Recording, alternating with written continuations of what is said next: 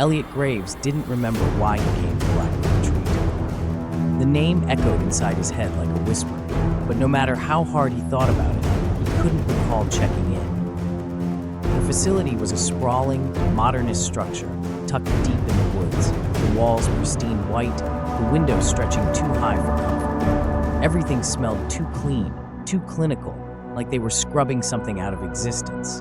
Dr. Miriam Voss greeted him, her voice smooth but distant. "Welcome back, Elliot," she said.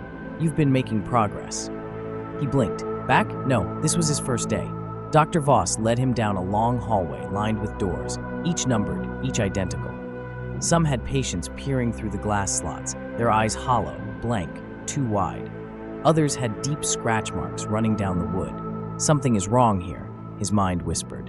But he kept walking. The room was dim, the only light coming from a flickering lamp.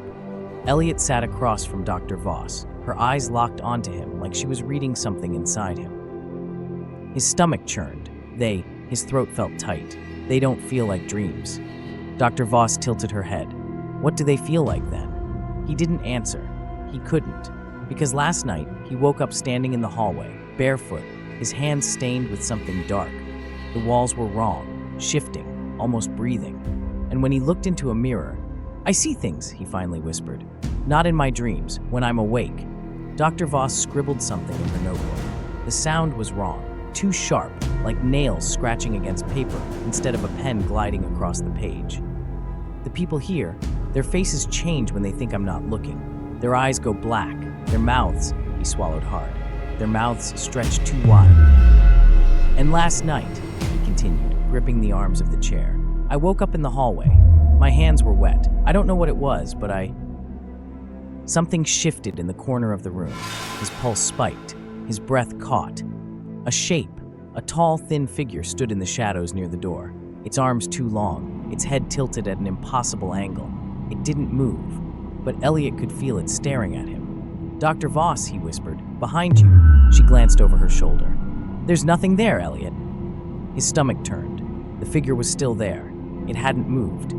But now he could hear something, a faint, wet clicking noise like teeth snapping together. His vision blurred for a moment, then blackness. Elliot woke up in a different room. He was strapped to a chair. His pulse roared in his ears. His head ached. Dr. Voss stood over him, her expression unreadable. "You had an episode," she said. He tried to move, but the straps dug into his wrists. "Let me go." Dr. Voss ignored him. "We're going to try something new today." Behind her, the lights flickered. Something crawled across the ceiling. Elliot's breath hitched. The creature, thin and elongated, with bones protruding beneath sickly skin, moved unnaturally, snapping its joints as it twisted its head to look at him.